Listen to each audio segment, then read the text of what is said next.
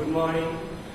हम लोग पिछले वीडियो तक हम लोगों ने जाना कि भारत में किस प्रकार राष्ट्रवाद की भावना जगनी शुरू हो गई और धीरे धीरे भारत में गांधी जी के आने के बाद, गांधी जी के पदार्पण के बाद उनके नेतृत्व में किस तरह से आंदोलन चलाने शुरू हो गए, जिसमें खिलाफत आंदोलन, असहयोग आंदोलन, सौम्य अवज्ञा आंदोलन के बारे में हम लोगों ने पिछले वीडियो में जाना।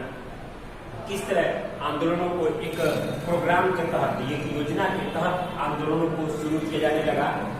दूसरी तरफ अंग्रेजों के द्वारा भी दमनकारी कानून भी चलाए जाने लगे, यानी इन आंदोलनों को दबाने का हर संभव प्रयास किया जाने लगा। इसके लिए उन्होंने फांसी पर चढ़ाना, जेल की सजा देना, काला पानी की सजा देना, गोली मार देना, यानी इस तरह की तमाम उन्होंने क्रियाओं को जारी रखा, जिससे कि ये आंदोलन कहीं ना कहीं दब जाए। लेकिन भारत में जो राष्ट्रवाद की भावना जग चुकी थी, जिसके भारत के लोगों में जिसने राष्ट्रवाद की जो भावना थी वो घर बना चुकी थी, उनके दिलो दिमाग पर राष्ट्रवाद की भावना चढ़ चुकी थी और अपने उस स्वराज की प्राप्ति के लिए हर संभव आंदोलन करने के लिए आतुर हो चुके थे, आंदोलित हो चुके थे और हर संभव हर स्थिति में वो अपने स्वराज की प्राप्ति चाहते थे। तो इसमें हम लोगों ने पिछले वीडियो पढ़ा कि सविनय आंदोलन के क्या परिणाम थे। तो इसमें अब अगला है किसान आंदोलन। 19वीं शताब्दी के उत्तरार्ध में, यानी 19वीं शताब्दी के थोड़े से पहले भारत में भारतीय अर्थव्यवस्था जो था वो बार बार यहाँ पर अकाल यानी सूखा, बाढ़, कभी ऐसे अकाले पड़ती थी जिससे त्रस्त था। यानी भारतीय किसान जो थे अकाल से यहाँ पर त्रस्त होते थे। दूसरी तरफ जो अंग्रेजों का लगान था, जो कर था, टैक्स था, वो दूसरी तरफ किसानों को और ज्यादा परेशानी कर रहा था, जिससे कृषक जो थे, हमारे यहाँ किसान जो थे, उनकी बहुत संख्या में मृत्यु हो रही थी जगह जगह हर क्षेत्र में। क्योंकि हम जानते हैं कि भारत की अर्थव्यवस्था कृषि पर निर्भर है। आज भी, उस समय तो और ज्यादा थी जब औद्योगिक विकास हमारे यहाँ नहीं हुआ था उस तरह से। तो हमारे यहाँ कृषकों की, किसानों की बहुत संख्या में मौत हो जाती थी। इस तरह की स्थिति थी। 1976, 77, 96 से 97, 99 से 1900 के में भीषण ये अकालों के कारण, भीषण अकालों के कारण जो और भूमि पर जो कर नीति थी अंग्रेजों की, उन्होंने काफी दबाव बनाया और इससे इस तरह से किसानों को उत्प्रेरित किया, किसानों को इस तरह से लूटा, इस तरह से शोषण किया कि किसानों ने आंदोलन करने के लिए प्रेरित हो चुके। कमी थी सिर्फ एक नेतृत्वकर्ता की कि इनके नेतृत्व में लड़ेगा कौन, तो वो काम गांधी जी ने पूरा किया कि वो आए और किसानों की स्थिति को उन्होंने समझा। हालांकि हर समय कांग्रेस का जो सम्मेलन होता था, कांग्रेस की स्थापना 1887 के बाद, हम हर संभव सम्मेलन में किसानों की बात कही जाती थी, लेकिन उस पर ध्यान नहीं दिया जाता था।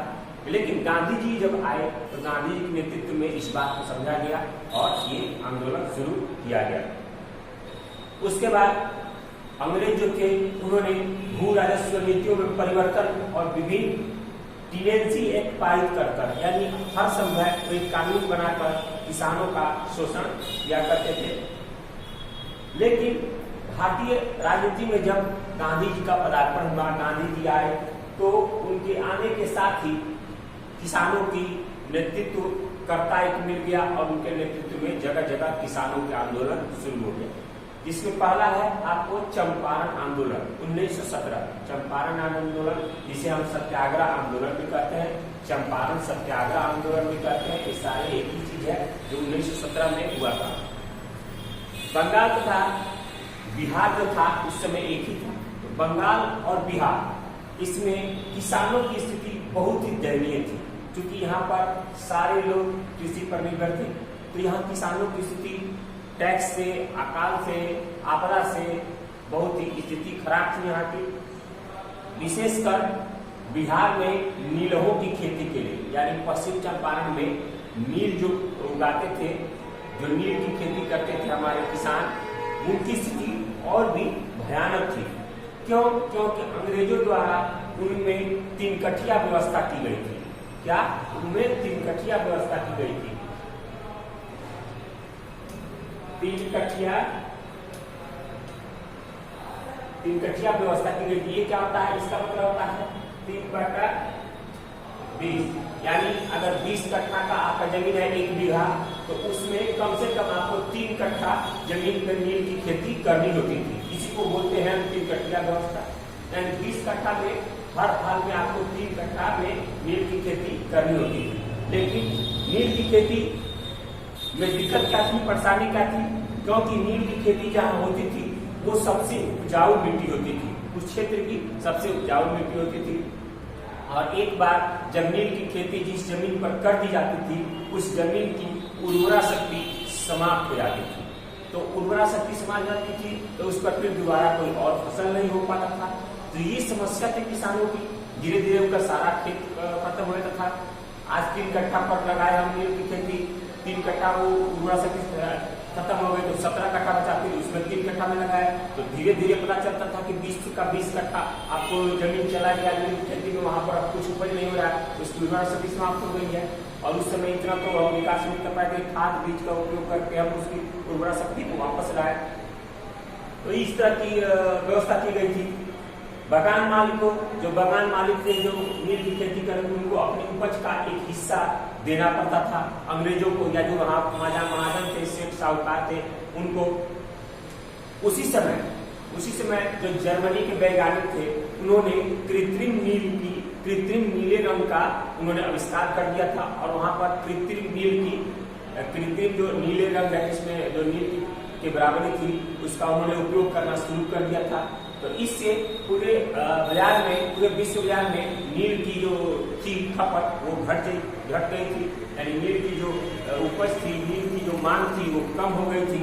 तो इससे यहाँ पर जो सेठ साहूकार थे जिनके पास किसान अपने नील की खेती रखते थे, उनकी उपज कम हुई थी। तो उन्होंने अपने मुनाफे को, उनका मुनाफा कम हो गया था क्योंकि अंतर्राष्ट्रीय बाजार में नील जाता नहीं था।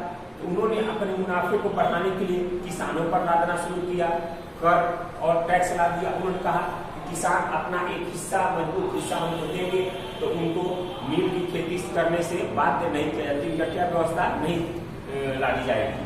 तो इस तरह से किसानों को और अधिक टैक्स लादने की कोशिश की गई।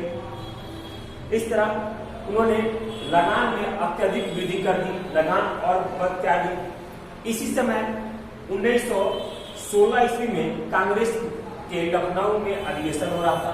1916 ईस्वी में कांग्रेस का लखनऊ में अधिवेशन होता। उसी समय एक वहाँ के किसान थे, एक जिनका नाम था राजकुमार शुक्ल, वो उस सम्मेलन में मौजूद थे और उन्होंने गांधी जी से और लोगों से इस ओर ध्यान लगाया कि हमारे यहाँ जो है वो नील की खेती की ऐसी व्यवस्था है।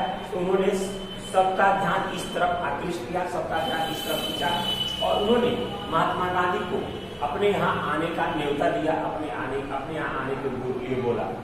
जब गांधी जी ने ये बात मानी और गांधी जी मोतिहारी चले गए, पश्चिम चंपारण का जो उस समय कार्यालय होता था, मोतिहारी गए और वहाँ उन्होंने किसानों की स्थिति को समझा। उन्होंने जो वहाँ पर जल शक्ति जो थी, जो किसानों की शक्ति थी, उसको उन्होंने समझा। परंतु अंग्रेजों के द्वारा जब ये मालूम चला तो अंग्रेजों के द्वारा तुरंत ये आदेश लगाया गया कि महात्मा गांधी को तुरंत यहाँ मोतिहारी से, पश्चिम चंपारण से निकल जाना चाहिए। लेकिन इस आदेश को गांधी जी ने मानने से इनकार कर दिया, ये नहीं माने आदेश। तब अंग्रेज सरकार ने क्या किया, उनको पकड़कर और जेल में डाल दिया गया, अरेस्ट किया गया। लेकिन बिहार सरकार के जो कमिश्नर थे और उस समय जो बिहार सरकार थी, उसके द्वारा गांधी जी को छोड़ दिया गया और उसमें शर्त लिखी गई कि गांधी जी आंदोलन ऐसे नहीं करेंगे। लेकिन उसमें गांधी जी की कुछ बातें मान ली गई। इसमें ये कहा गया कि गांधी जी किसानों की स्थिति जान सकते हैं, उनकी स्थिति समझ सकते हैं और विशेषकर किसानों की समस्याओं को समझ सकते हैं, जानकारी हासिल कर सकते हैं। और गांधी जी के दबाव पर, जब गांधी जी ने किसानों की स्थिति समझा और उनकी स्थिति को जाना, तो गांधी जी के दबाव पर ही सरकार ने चंपारण एग्रेरियन कमेटी का गठन किया। चंपारण एग्रेरियन कमेटी का गठन किया। गांधी जी भी इस कमेटी के एक सदस्य थे। इस कमेटी की सिफारिश दी थी कि 3 कट्ठिया व्यवस्था समाप्त की जाए, 3 कट्ठिया व्यवस्था समाप्त की जाए। इस कमेटी की ये सिफारिश थी। और जितने भी अत्यधिक कर किसानों के द्वारा लिया गया है उसका 25% हिस्सा किसानों को लौटा दिया जाए और बढ़ाए गए लगान जो है, जो बढ़ाए गए टैक्स है उस पर कम किया जाए, टैक्स को कम किया जाए और जो भी अवैध वसूली है उसको रोका जाए और अवैध वसूली जितनी की गई उसका 25% हिस्सा किसानों को दे दिया जाए। तो इस तरह इसका जो सिफारिश थी ग्रेजुएट कमेटी की उसको 1919 के चंपारण एग्रीमेंट एक्ट में पारित किया गया। यद्यपि आंदोलन किसानों की समस्याओं से संबंधित था, परंतु गांधी जी के अत्यधिक जो लोग थे, सहयोगी थे, कुछ शिक्षित वर्ग के थे, मध्यम वर्ग से थे। इसमें राजेंद्र प्रसाद थे, आचार्य कृपलानी थे, गुरव प्रसाद थे, ब्रजकिशोर प्रसाद थे, धर्मीधर प्रसाद आदि ने चंपारण सत्याग्रह में महत्वपूर्ण अपना योगदान दिया, महत्वपूर्ण अपनी भूमिका अदा की। गांव के जो मुखिया जन थे, जो और भी बड़े लोग थे, छोटे छोटे जमींदार और भी बड़े लोग किसान थे, उन्होंने भी वहां पर गांधी जी का भरपूर साथ दिया।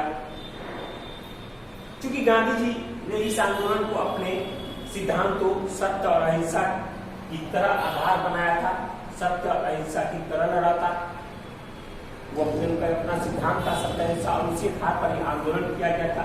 इसीलिए इसे चंपारण सत्याग्रह कहा जाता है और ये भी कहा जाता है कि गांधी द्वारा चलाया गया ये प्रथम आंदोलन था, चंपारण आंदोलन किसानों के लिए। तो ये था आपको किसान आंदोलन, चंपारण आंदोलन। अगला और भी है खेड़ा आंदोलन, मोकला विद्रोह, बारडोली सत्याग्रह। इन सारे बातों को, इन सारे टॉपिक को अगले वीडियो में पढ़ेंगे। इस वीडियो में आपको जाना कि चंपारण सत्याग्रह आंदोलन क्या है और किसान आंदोलन क्या है। तो आज के लिए इतना ही वीडियो में, अगले वीडियो में मिलेंगे अगले टॉपिक के साथ। धन्यवाद।